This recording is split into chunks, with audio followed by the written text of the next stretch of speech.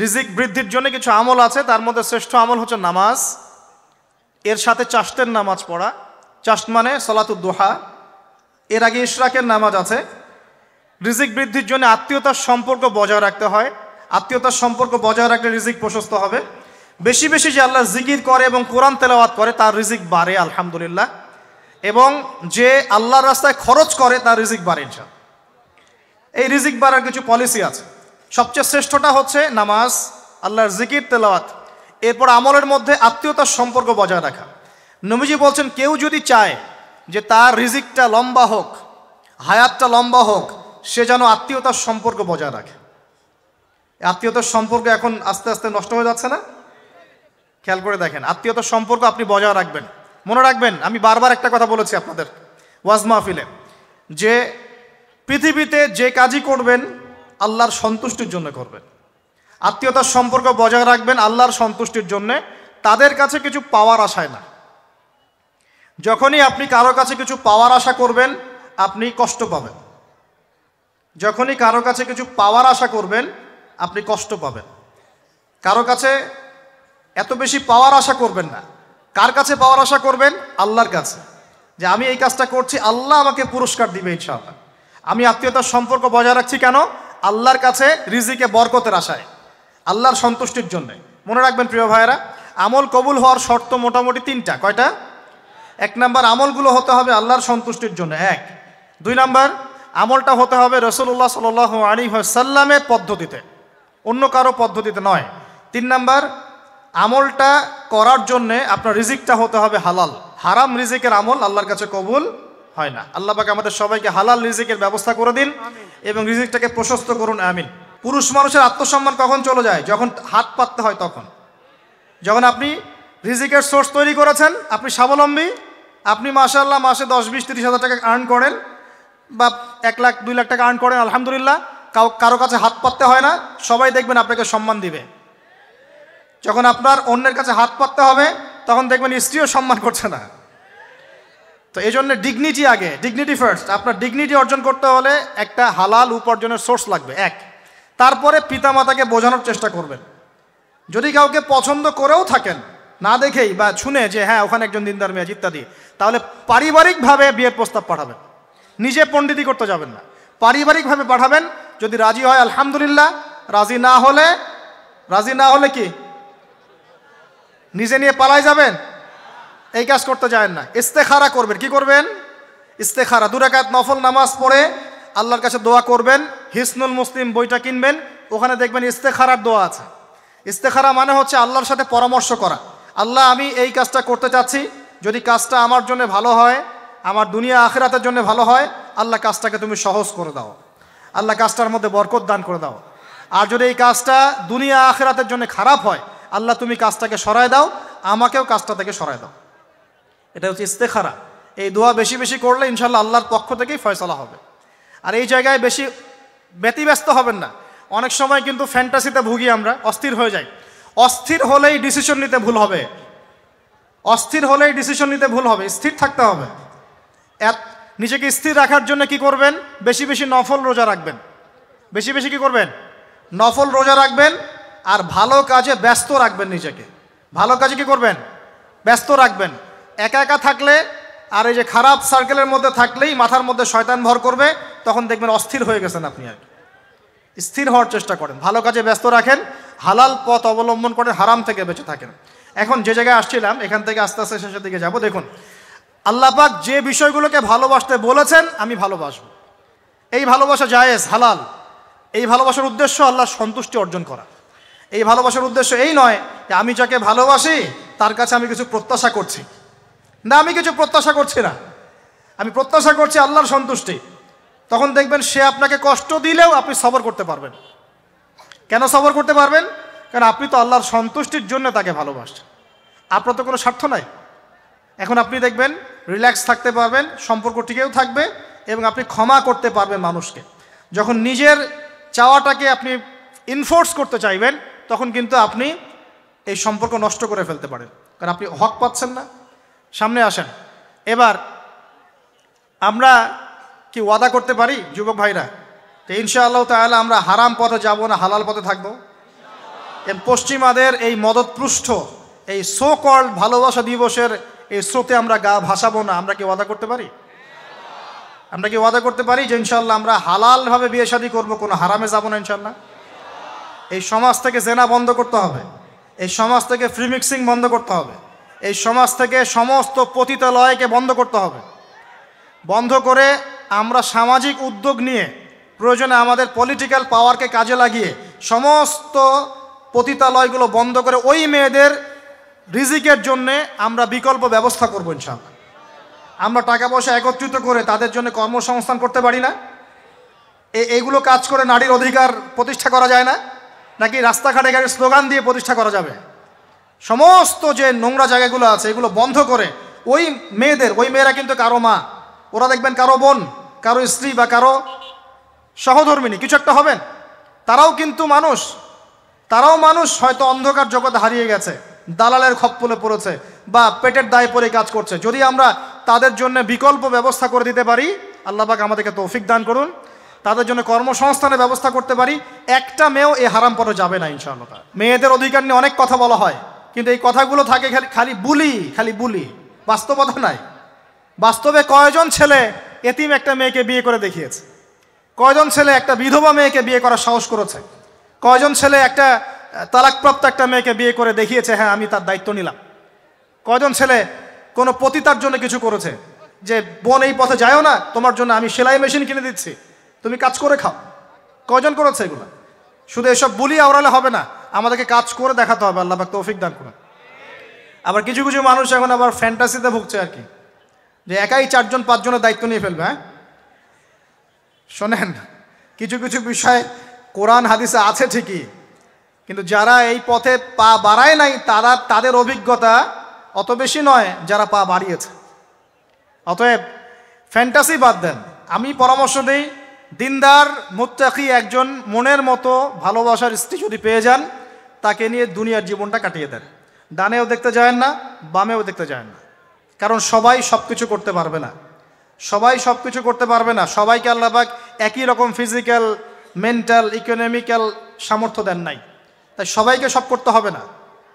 আর এগুলো ক্ষেত্র বিশেষে, সবার জন্য আমভাবে নয়। আল্লাহ পাক আমাদেরকে বোঝার তৌফিক দান করুন। এবার দেখুন, শেষ করার আগে আমি এদিকে কয়েকটা পয়েন্টস বলে শেষ করছি। এখন আমরা বুঝতে পারলাম যে আল্লাহ পাক পুরো সৃষ্টি জগৎকে ভালোবাসেন। আল্লাহ পাক আমাকে ভালোবাসেন, আপনাকে ভালোবাসেন বলেই আজকে আপনি এখানে বসে আছেন। আল্লাহ পাক আপনাকে ভালোবাসেন বলেই লক্ষ লক্ষ কোটি কোটি মানুষ এখন জেনা করছে, আজকের দিনে আপনি ওয়াজ মাহফিলে বসে আছেন।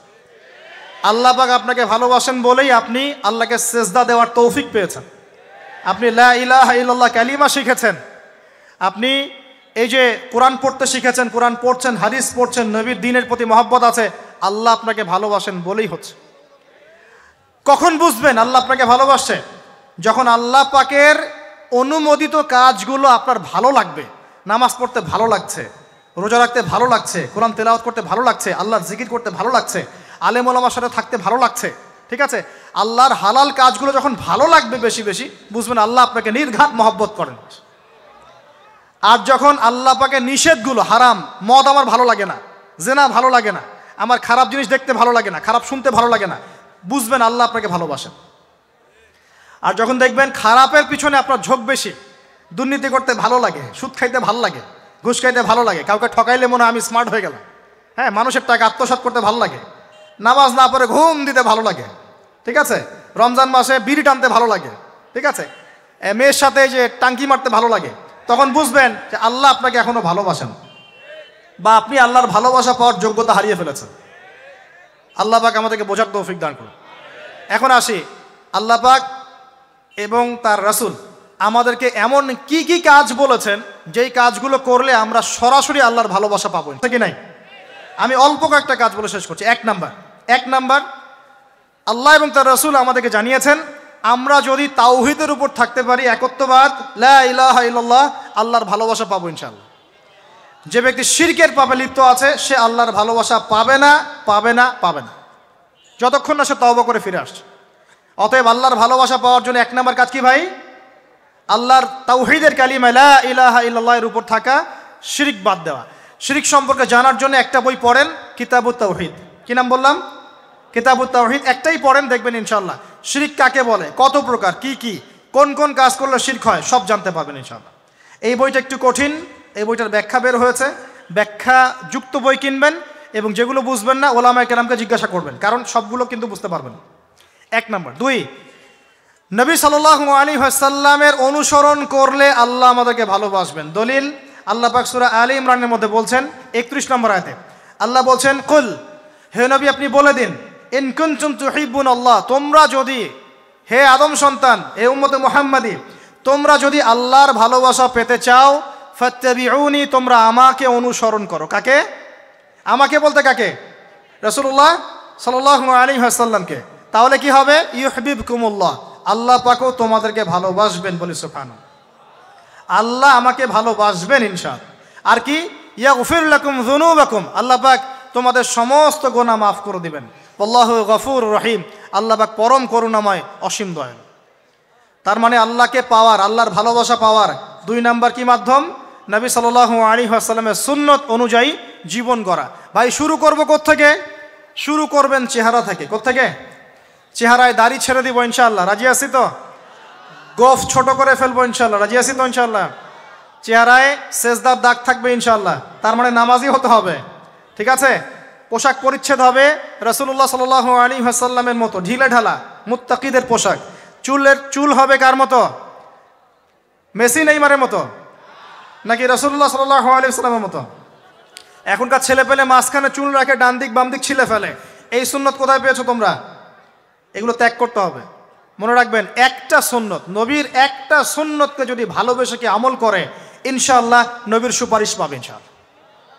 চাই কি না সুপারিশ? ভালোবেসে আমল করা যায়, এটা আমার নবীর সুন্নত। আমার নবী খেতেন ডান হাত দিয়ে, আমি ডান হাত দিয়ে খাবো। আমার নবী দাড়ি রেখেছেন, আমি তাই রাখবো। আমার নবী মোচ কেটে ফেলতেন, তাই আমি কাটবো।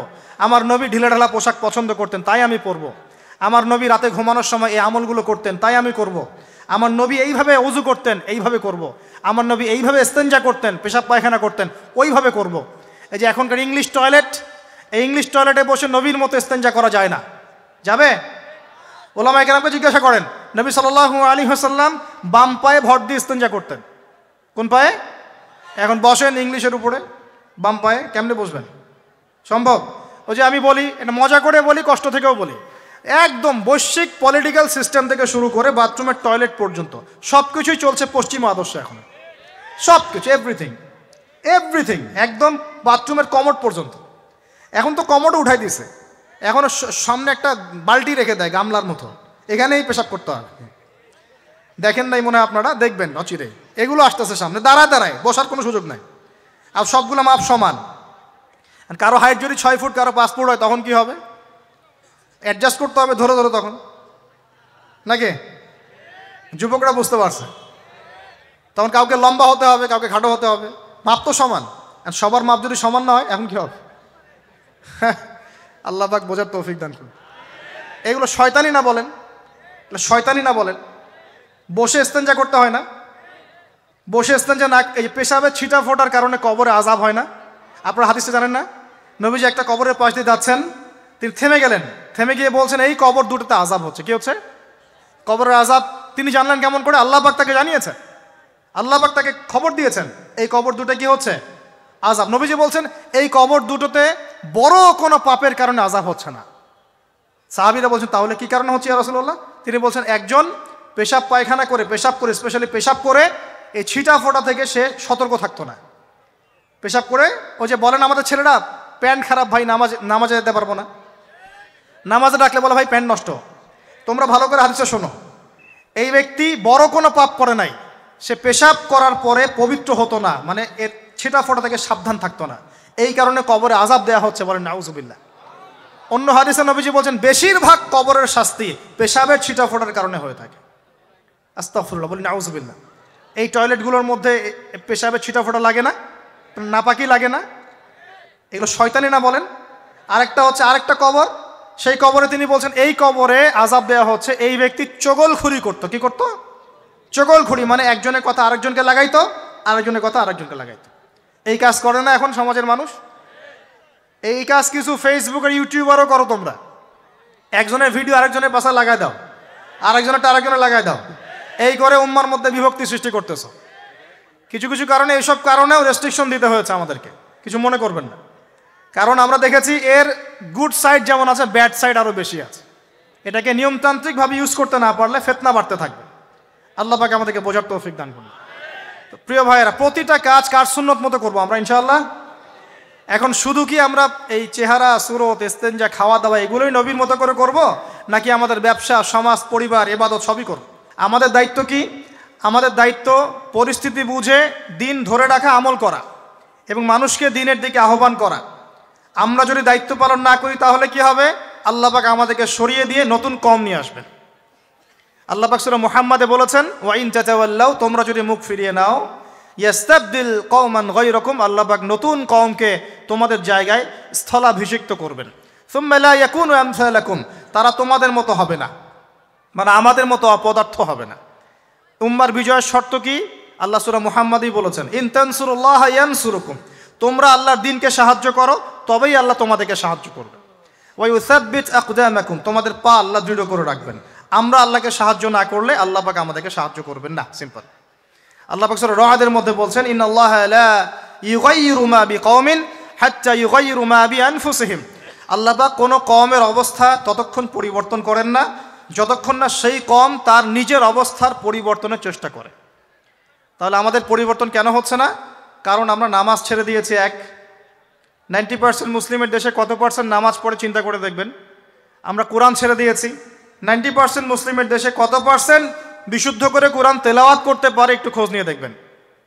কোরআন শুমারি করে দেখেন, নামাজ শুমারি করে দেখেন, তাহলে বুঝতে পারবেন। আর যারা কোরআন পড়তে জানে তাদের মধ্যে কত পার্সেন্ট কোরআনের অর্থটা বোঝে, এটা আরও বড় বিষয়। তারপরে আবার কারা মেনে চলে, এটা আরও বড় বিষয়। আর আমরা কতজন মানুষ দিন ইসলামকে সামগ্রিক দিন হিসেবে মানি, এটাও একটা বড় বিষয়। আমরা মানি ঠিকই, আংশিক। যেমন ইবাদত বন্দেগীর জীবনে মুসলমান, অর্থনৈতিক জীবনে গিয়ে আবার সুদখোর, এমন না বিষয়টা? ইবাদত বন্দেগীর জীবনে আমি পাক্কা মুসলিম, কপালে সেজদার দাগ আছে মাশাআল্লাহ, দাড়ি টুপিও আছে মাশাআল্লাহ, কিন্তু ব্যবসায় গিয়ে মাপে কম দিচ্ছি না, ব্যবসায় গিয়ে আমি হারাম ভেজাল দিচ্ছি কিনা, এরকম হচ্ছে কিনা? হচ্ছে। কিন্তু সে কিন্তু মুসলিম এবং নামাজও পড়ে। তা আমাদের সমস্যা ভাই এখানেই। এখন এই সমস্যাটা সলভ করলে ইনশাল্লাহ সব সমস্যা সলভ হয়ে যাবে ইনশাল্লাহ। সমস্যাটা কি? আমরা ইসলামটাকে আংশিকভাবে মানি, পরিপূর্ণ জীবনে ইসলাম বাস্তবায়ন করতে পারছি না। আপনি হয়তো কেউই পারছি না, ফখর করলে বলার নাই যে আমি খুব পারছি, আসলে আমিও পারছি না। কারণ এই যুগে এটা পারাটা খুব ডিফিকাল্ট। এই যুগে পারাটা কি খুবই কঠিন, কিন্তু এটাই তো এই যুগের চ্যালেঞ্জ। নবীজি বলেছেন, তোমাদের সামনে এমন যুগ আসছে যে যুগে ঈমান ধরে রাখাটা হাতের মধ্যে আগুন ধরে রাখার মতো হবে। তবে সুসংবাদ ওই যুগে তাদের জন্যে যারা আমার সুন্নতকে আবার জীবিত করতে পারবে। যে আমার মৃত সুন্নতকে জীবিত করবে, আল্লাহ পাক তাকে 50 জন শহীদ সাহাবীর সমান নেকি দিবে ইনশাআল্লাহ। এটাই আমাদের কাজ। আল্লাহ পাক আমাদেরকে তৌফিক দান করুন। তার মানে তাকদীর লেখা হয়ে গেছে। এবার আল্লাহ রাব্বুল আলামিন কি করলেন? আল্লাহ পাক এই মহাবিশ্ব সৃষ্টি করলেন। হুয়াল্লাযী খালাকাস সামাওয়াতি ওয়াল আরদ ফি 6 আইয়াম। কয় দিনে? আল্লাহ পাক পুরো মহাবিশ্ব সৃষ্টি করলেন কয় দিনে? আমাকে বলেন তো, মহাবিশ্বকে আল্লাহ পাক ঘৃণা করে সৃষ্টি করেছেন না ভালোবেসে? তাহলে আল্লাহ পাক কি ভালোবাসার সত্তা নয়? আল্লাহ রাব্বুল আলামিন কি ভালোবাসেন না? আল্লাহ পাকের একটা নামই হচ্ছে গফুর আল ওয়াদুদ, ওয়া হুয়াল গফুরুল ওয়াদুদ। আল্লাহ পাক হচ্ছেন ক্ষমাশীল, পরম ক্ষমাশীল এবং প্রেমময়। আল্লাহ পাক তার নাম দিয়েছেন আল ওয়াদুদ, মানে প্রেমময়। আল্লাহ পাক ভালোবাসেন কি না? তাহলে এই পুরো মহাবিশ্ব সৃষ্টি করে আল্লাহ পাক কি মহাবিশ্বের মধ্যে ভালোবাসা ছড়িয়ে দেন নাই?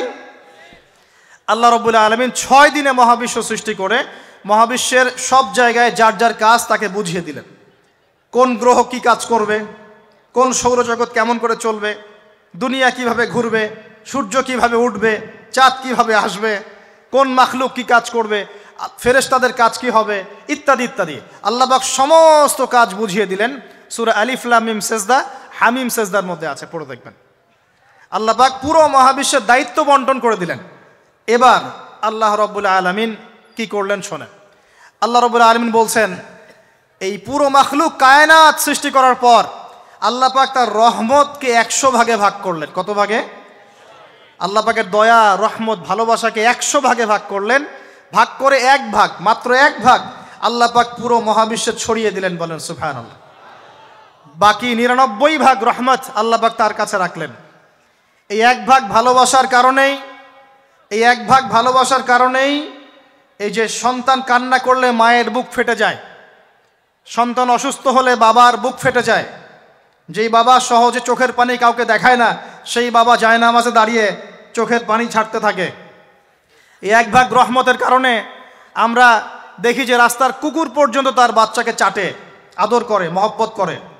এই এক ভাগ রহমতের কারণে আমরা আমাদের স্ত্রীদেরকে মহব্বত করি, স্ত্রীকে সুখে রাখার জন্য জীবনটা পর্যন্ত বিলিয়ে দেই, সকাল থেকে রাত পর্যন্ত। কোনো কোনো ক্ষেত্রে হারাম পথে যেটাও দ্বিধা করি না, স্ত্রী সন্তান সুখে থাক এই আশায়, তাই না ভাই? এই এক ভাগ রহমতের কারণে, এই এক ভাগ রহমতের কারণে গাভী দেখবেন, গাভী তার বাচ্চাকে প্রসবের পর চাটে, গাটা চেটে পরিষ্কার করে দেয়। এই এক ভাগ রহমতে পুরো কায়নাত টিকে আছে। আর নবী সাল্লাল্লাহু আলাইহি ওয়াসাল্লাম বলছেন বাকি 99% রহমত আল্লাহ পাক তার কাছে রেখেছেন। এই রহমত এবং ভালোবাসা দিয়ে আল্লাহ পাক কিয়ামতের মাঠে মানুষকে মাফ করবে ইনশাআল্লাহ। তার মানে বলেন আল্লাহু আকবার। তার মানে আমরা আশা করতে পারি ইনশাআল্লাহ তাআলা আমরা আল্লাহর জান্নাত পাবো ইনশাআল্লাহ। পাবো কি না? শুধু একটা কাজ যদি উম্মত করতে পারে জান্নাত পাবে। বলে দিব কোনটা? অনেক কাজই আছে কিন্তু স্পেশাল একটা কাজ, একটা। আল্লাহ রাব্বুল আলামিন মেরাজের রাতে তার নবীকে উঠিয়ে নিয়েছিলেন, উঠিয়ে নিয়ে কাছে নিয়ে আসছেন, একদম কাছে, আর যে আরশের কাছাকাছি। নবী সাল্লাল্লাহু আলাইহি ওয়াসাল্লাম বলছেন ওই সময় তার উপর 3টা স্পেশাল ওহী করা হয়েছে। কয়টা? 3টা।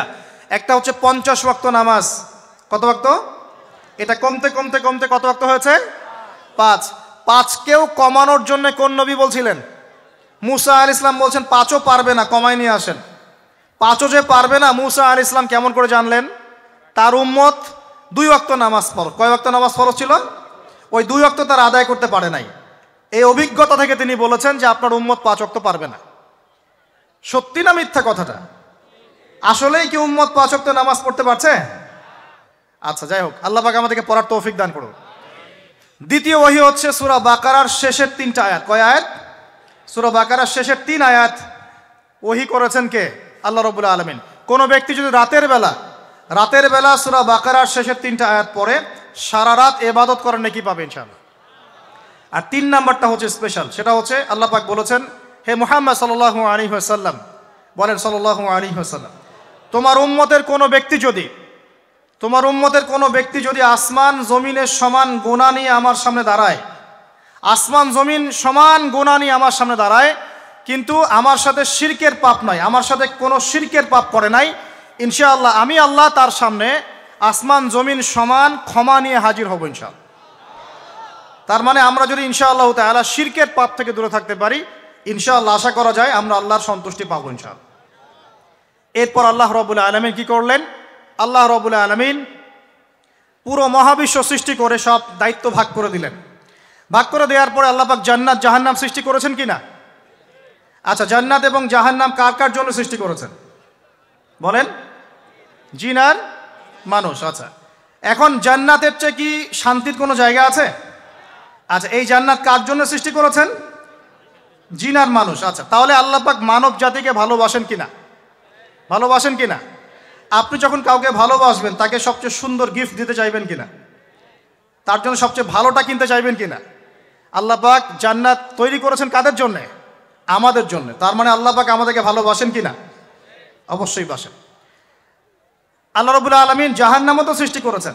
এখন যদি বলি যে তাহলে আল্লাহ পাক কি আমাদেরকে ভালোবাসেন না, জাহান্নামে কিভাবে দিবেন? উত্তরটা কি হবে তাহলে? উত্তর হচ্ছে এই যে যদি আল্লাহ না করুক কোনো ব্যক্তি জাহান্নামে যায়, তাহলে বুঝতে হবে সেই ব্যক্তি জাহান্নামে যাওয়ার যোগ্য ছিল বলেই জাহান্নামে গিয়েছে। কথা কি বুঝতে পারছেন? আর যদি কোনো ব্যক্তি জান্নাতে যায় তাহলে বুঝতে হবে সেই ব্যক্তির উপর আল্লাহ পাক দয়া করেছেন বলেই সে জান্নাতে গিয়েছে। মানুষ তার আমল দিয়ে জান্নাতে যেতে পারবে না, মানুষ তার আমল দিয়ে জান্নাতে যেতে পারবে না, আল্লাহর দয়া অনুগ্রহ দিয়ে জান্নাতে যাবে ইনশাআল্লাহ তাআলা। আল্লাহ পাক আমাদের সবাইকে সেই দয়া অর্জন করার তৌফিক দান করুন। এবার দেখেন আল্লাহ পাক সৃষ্টি করলেন আদম আলাইহিস সালামকে। কাকে? এর আগে আল্লাহ পাক জিন জাতি সৃষ্টি করেছেন, আমি ওইদিকে যাচ্ছি না। আমি মানুষের কথা বলছি। আদম আলাইহিস সালামকে আল্লাহ পাক কেমন করে সৃষ্টি করেছেন? আল্লাহ পাক সূরা সাদের মধ্যে বলেছেন যে খলাকতু বিয়াদাই, আমি আদমকে আমার হাত দিয়ে সৃষ্টি করেছি। কি দিয়ে? হাত দিয়ে। এটা কি ভালোবাসার বহিঃপ্রকাশ নয়? আল্লাহ পাক কি আমাদেরকে ভালোবাসেন না?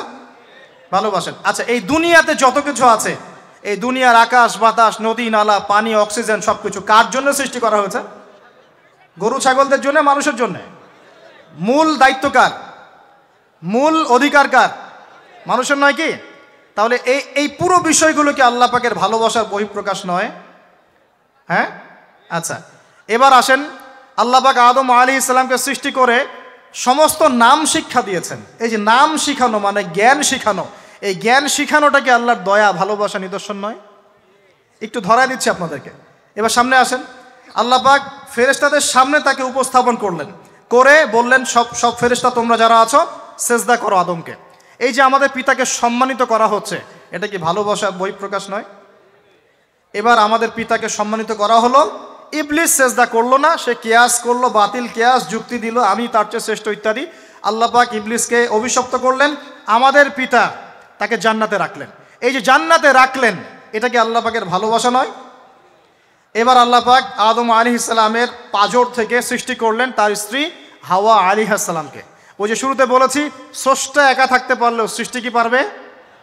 এই জন্য আদম আলাইহিস সালামের পাঁজর থেকে তার স্ত্রীকে সৃষ্টি করা হয়েছে। উভয়ের মাঝখানে ভালোবাসা দিয়ে দেওয়া হয়েছে, বলেন সুবহানাল্লাহ। এই জেনা ভালোবাসা নিদর্শন নয়, বিয়ে শাদী হচ্ছে ভালোবাসার নিদর্শন। আল্লাহ পাক বলেছেন সূরা রুমের মধ্যে, ওয়াজআলা বাইনাহুমা মাওয়াজ্জাতা ওয়া রাহমা, আমি আল্লাহ স্বামী স্ত্রীর মধ্যে ভালোবাসা এবং হৃদ্যতা সৃষ্টি করে দিয়েছি, বলেন সুবহানাল্লাহ। তার মানে এই হারাম সম্পর্ক যেটা দেখছেন, এটা হলো একটা জেনার পথ। আর যখন আমরা হালালভাবে বিয়ে শাদী আপনারা করবেন, তখন দেখবেন আল্লাহ পাকের পক্ষ থেকে ভালোবাসা সৃষ্টি হয়ে যাবে ইনশাআল্লাহ তাআলা। অতএব ওয়াদা করতে পারি তো আল্লাহর কাছে, নিজের চরিত্রকে পবিত্র রাখবো ইনশাআল্লাহ, হারাম কোনো সম্পর্কে যাব না ইনশাআল্লাহ, কোনো সহি প্রেমেও যাব না ইনশাআল্লাহ। এটা সহি প্রেম আবার কি জিনিস? দিনী ভাই দিনী বোনের মধ্যে এখন প্রেম চলে, এগুলো হয় না মাঝে মাঝে? এগুলোও বন্ধ, এগুলো বন্ধ করতে হবে। হালাল উপার্জনের সোর্স হয়ে গেলেই দিনদার মেয়ে দেখে বিয়ে করে ফেলবেন ইনশাআল্লাহ তাআলা। অন্য কোনো পথে যাবেন না, কোনো হারাম পথে যাবেন না। ওয়াদা করেন ইনশাআল্লাহ? রাজি আছেন তো ইনশাআল্লাহ? আল্লাহ কবুল করুন, আমিন। আর বিয়ের সময় অবশ্যই দিনদারিতা দেখবেন, অন্য কিছু না। অন্য কিছু পরে, দিনদারিতা আগে। দিনদারিতা আছে, নামাজ পড়ে, পর্দা করে, মাশাআল্লাহ সব দিক ঠিক আছে, তারপরে দেখবেন আপনি অন্য কিছু, তার আগে নয়। কথা ঠিক আছে? একইভাবে মেয়েদের ক্ষেত্রেও, যে আগে দেখবেন না ছেলে কত বড় চাকরি করে, ছেলের কত বড় বাড়ি আছে, গাড়ি আছে, এটা পরে। আগে দেখবেন ছেলে নামাজি কিনা, সুন্নত আছে কিনা, ইসলামের জন্য তার সফট কর্নার আছে কিনা, ইসলাম প্র্যাকটিস করে কিনা, এগুলো আগে দেখবেন। এগুলো না দেখলে কি হবে জানেন? বিয়ের 1 বছর 2 বছর পরেই বুঝতে পারবেন দুনিয়াটা জাহান্নাম হয়ে গেছে, নাউজুবিল্লাহ। দুনিয়াতেই তখন জাহান্নামের আযাবের স্বাদ ভোগ করতে হবে, নাউজুবিল্লাহ। আল্লাহ পাক আমাদেরকে হেফাজত করুন, আমিন। তো এই যে আল্লাহ পাক আদম আলাইহিস সালামের পাঁজর থেকে সৃষ্টি করলেন কাকে, এবং ভালোবাসা দিয়ে দিলেন উভয়ের মাঝখানে, এটা কি আল্লাহ পাকের দয়া নয়? আল্লাহ পাক ভালোবাসেন না? এবার দেখেন, গাছের কাছে যেতে নিষেধ করলেন। আমি কিন্তু শর্ট করে বলছি, গাছের কাছে যেতে নিষেধ করলেন, তোমরা জান্নাতে থাকো, খাও, যা ইচ্ছা করো, কিন্তু ওয়ালা তাকরাবা হাদিহিশ শাজারা, এই গাছের কাছেও যাবে না। একটা পরীক্ষা, জাস্ট একটা পরীক্ষা। এখানে কিন্তু বলা হচ্ছে গাছের কাছেও যাবে না, বলা হচ্ছে না যে গাছের ফল খাবে না। ঠিক যেমন আল্লাহ বলেছেন তোমরা জেনার কাছেও যাবে না। আল্লাহ পাক কিন্তু বলেন নাই জেনা করবে না, আল্লাহ পাক বলেছেন তোমরা জেনার কাছেও যাবে না। তো এখান থেকে আমরা এই হুকুমটার কঠোরতা বুঝতে পারি। তো প্রিয় ভাইরা, এখানে আমাদের পিতামাতা শয়তানের প্রলোভনে পড়ে গেলেন। কেন পড়লেন? শয়তান ওয়াসওয়াসা দিল যে আমি কি তোমাদেরকে এমন গাছের কথা বলে দিব যে গাছের কাছে গেলে বা যার ফল খেলে তোমরা চিরস্থায়ী জীবন পাবে এবং তোমরা ফেরেশতা হয়ে যাবে, এরকম কথা বলল। এবং তোমরা কোনোদিন মরবে না। হাল আদুল্লুকা আলা শাজারাতিল খুলদি ওয়া মুলকিন লা ইয়াবলা, এই দুটো ওয়াসওয়াসা, চিরস্থায়িত্বের ওয়াসওয়াসা এবং অমরত্বের ওয়াসওয়াসা দিয়ে আমাদের পিতামাতাকে নিয়ে গেল। এখন আমাদের পিতামাতা কি ফল খেয়েছিলেন কি খান নাই? আচ্ছা, এখন আল্লাহ পাকের দৃষ্টিতে অন্যায় হয়েছে কিনা? এরপরে আমাদের পিতামাতা কি করলেন? বললেন রব্বানা যালামনা আনফুসানা ওয়া ইল্লাম তাগফির লানা ওয়া তারহামনা লানাকুনান্না মিনাল খাসিরিন। এই যে দোয়াটা তারা করলেন, এই দোয়াটা করার পরে আল্লাহ পাক কি তাদেরকে মাফ করে দিয়েছেন কি দেন নাই? বলেন, কথা বলেন। আল্লাহ পাক মাফ করে দিয়েছেন কি দেন নাই? এই যে অন্যায় করার পরেও আল্লাহ যে ক্ষমা করে দেন, মানে গুনাহ করার পরেও যে আদম সন্তানকে আল্লাহ পাক মাফ করে দেন, এটা কি আল্লাহ পাকের রহমত, দয়া কি নয়? আচ্ছা, এটা আল্লাহ পাকের নিদর্শন ছিল ভালোবাসার। এরপর আল্লাহ পাক দুনিয়াতে পাঠিয়ে দিলেন, কারণ এটা পরীক্ষা। দুনিয়াটা পরীক্ষার জায়গা, পরীক্ষা দিচ্ছি আমরা এখানে। এখন পরীক্ষার ক্ষেত্রে কি আল্লাহ পাক আমাদেরকে একা ছেড়ে দিয়েছেন? আল্লাহ পাক কি আমাদেরকে একা ছেড়ে দিয়েছেন? না। আল্লাহ পাক দুনিয়াতে পাঠিয়ে আমাদেরকে গাইডলাইন দিয়েছেন কি না, কিভাবে চলতে হবে, কি করা যাবে কি করা যাবে না, কিভাবে চলবো কিভাবে চলবো না। আল্লাহ পাক কি ওহী নাজিল করেছেন কি না? এই ওহী নাজিল করাটা কি আল্লাহ পাকের রহমত কি না? আল্লাহ পাকের দয়া কি না, ভালোবাসা কি না? আল্লাহ পাক কি একা ছেড়ে দিয়েছেন না নবী রসুল পাঠিয়েছেন? এই যে নবী রসুলদেরকে পাঠিয়েছেন, এই নবী রসুলগণ কি আল্লাহর পক্ষ থেকে রহমত কিনা? বলেন। না হলে আমরা কি করতাম, দুনিয়াতে কেমন করে চলতাম, কিভাবে পথ খুঁজে পাইতাম, কেমন করে ইবাদত করতাম, আমরা কি জানতে পারতাম? আল্লাহ পাক রহম করে, ভালোবেসে, দয়া করে নবী রসুল পাঠিয়েছেন, আসমানি কিতাব পাঠিয়েছেন। বলেন সুবহানাল্লাহ। এখন এই নবীদের সিলসিলায় আল্লাহ পাক যে সর্বশেষ নবী মুহাম্মদ সাল্লাল্লাহু আলাইহি ওয়াসাল্লামকে পাঠিয়েছেন, এইটা দয়া কি না? এটা আল্লাহ পাকের দয়া নয়? আল্লাহ পাকের রহমত নয়? আল্লাহ পাক কি বলেন নাই যে তিনি হচ্ছেন রাহমাতুল লিল আলামিন, তিনি পুরো বিশ্ব জগতের রহমত নয় কি? আচ্ছা, এখন আমাদেরকে যে আল্লাহ পাক নবী মুহাম্মদ সাল্লাল্লাহু আলাইহি ওয়াসাল্লামের উম্মত বানালেন, এটা কি আরো বড় রহমত কিনা? বলেন তো। জান্নাতে যাবে 120 কাতার মানুষ। কত কাতার? 120 কাতার মানুষ ইন টোটাল জান্নাতে যাবে। তার মধ্যে উম্মতে মুহাম্মাদের কত কাতার জানেন? 80 কাতার। কত কাতার? বলেন সুবহানাল্লাহ। তাহলে এটা কি আল্লাহ পাকের দয়া নয়? আল্লাহ আমাদেরকে ভালোবাসেন না? আচ্ছা, আল্লাহ পাক যে আমাদের কাছে তাওরাত, জাবুর, ইনজিল না পাঠিয়ে আল কোরআনের মতো কিতাব পাঠিয়েছেন, যে কিতাবে সমস্ত সমাধান আছে, এটা আল্লাহ পাকের রহমত, দয়া নয়, ভালোবাসা নয়? আচ্ছা, এখন আল্লাহ পাক দুনিয়াতে চলার জন্য আমাদেরকে জীবন দিয়েছেন, হায়াত দিয়েছেন, সুস্থতা দিয়েছেন, পরিবার দিয়েছেন, আমাদের ব্যবসা বাণিজ্য দিয়েছেন, আমাদের স্ত্রী সন্তান দিয়েছেন, আমাদেরকে চলাফেরা করার ক্ষমতা দিয়েছেন। একটা চোখ নষ্ট হয়ে গেলে বুঝতে পারে মানুষ যে কত কষ্ট হচ্ছে, একটা পা না থাকলে বুঝতে পারে কত কষ্ট হচ্ছে। এই করোনার সময় যারা শ্বাস নিতে পারে নাই, তাদের কত কষ্ট হয়েছে। সুস্থ আছি, সুন্দর আছি, পরিবার আছে, আল্লাহ রিজিক দিচ্ছেন, 3 বেলা খাওয়াচ্ছেন, কাপড় দিচ্ছেন, শিক্ষার ব্যবস্থা করছেন, ইবাদত করার সুযোগ দিচ্ছেন, গুনাহ করলেও আবার মাফ করে দিচ্ছেন। এই সব কিছুকে আল্লাহ পাকের ভালোবাসা নয়? এই ভালোবাসাগুলো কি নিঃস্বার্থ ভালোবাসা না স্বার্থ ভিত্তিক ভালোবাসা? এই আল্লাহ পাকের কোনো স্বার্থ আছে? আল্লাহ পাক আমাদের কাছে কিছু চান? রিজিক চান? টাকা পয়সা চান? আল্লাহ পাকের যদি ইবাদত করে আমরা ছেড়ে দেই, আল্লাহর কোনো ক্ষতি হবে? আমরা ইবাদত করে ভাসিয়ে ফেললাম, আল্লাহর কোনো লাভ আছে? আল্লাহ পাকের শক্তি কি আরো বেড়ে যাবে না কমবে, নাকি যেমন আছে তেমনই থাকবে? আল্লাহ রাব্বুল আলামিনের শান শওকত কি আরো বেড়ে যাবে, নাকি আল্লাহ পাকের শান শওকত কমে যাবে? আল্লাহ রাব্বুল আলামিন যেমন, আল্লাহ পাক তেমনই থাকবেন, তাই নয় কি? আল্লাহ পাকের যে বিশাল খাজানা আছে, আমরা যদি ইবাদত করে ভাসিয়ে ফেলি, খাজানা কি বেড়ে যাবে? আমরা যদি সবাই ইবাদত করা ছেড়ে দেই, খাজানা কমে যাবে?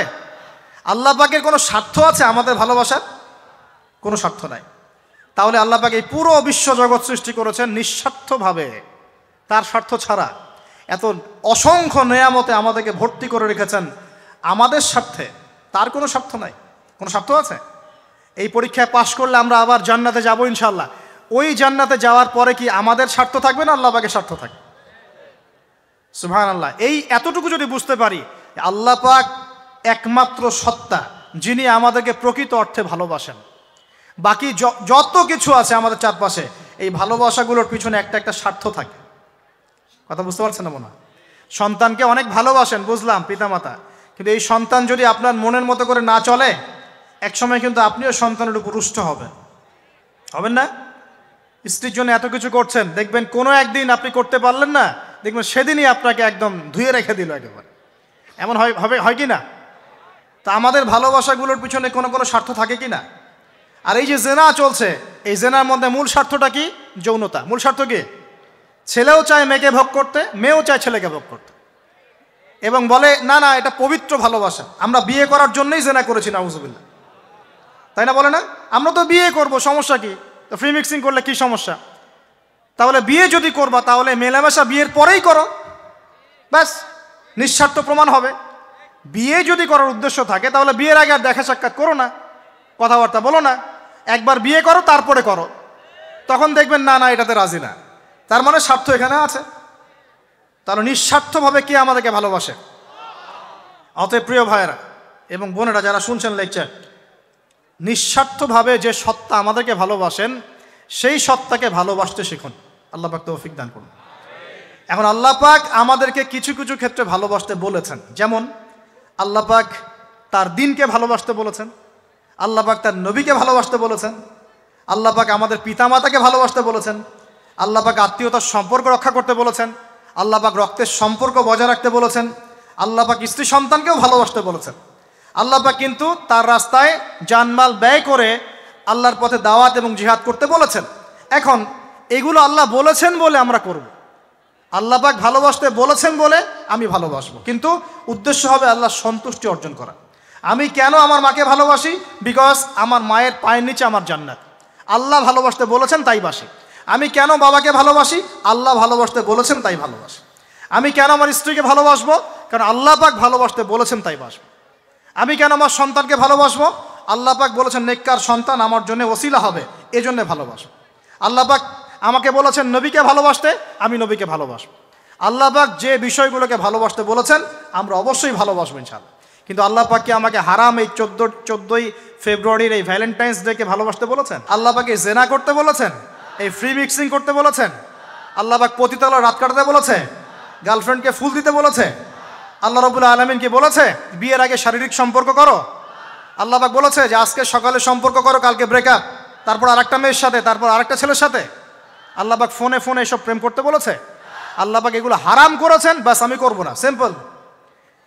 নিজের প্রবৃত্তি অনেক কিছু চাইবে, নিজের প্রবৃত্তিকে আল্লাহর সামনে আত্মসমর্পণ করার নাম হচ্ছে ইসলাম। মন যা চায় তা করা যাবে না। কেন? কারণ আমি কারাগারের জীবনে বসে আছি, কারাগারের মধ্যে মন যা চায় তাই করা যাবে না। এই কাজগুলো কখন করব? আমি বিয়ে শাদী করার পরে করব। বিয়ে শাদী করবেন, আপনি স্ত্রীকে নিয়ে ঘোরেন, স্ত্রীকে নিয়ে আল্লাহর সৃষ্টি দেখেন, স্ত্রীকে নিয়ে আপনি বাইকে ঘোরেন, রিক্সায় ঘোরেন, চটপটি খান, ফুচকা খান, আইসক্রিম খান, কোনো সমস্যা নাই। এবার তো যুবকরা বলবো যে ভাই বিয়ে শাদী তো দেয় না, কি করব?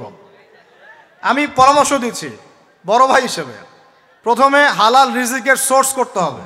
রিজিকের সোর্স না করে বিয়ে করা যাবে না, আত্মসম্মান থাকবে না তাহলে।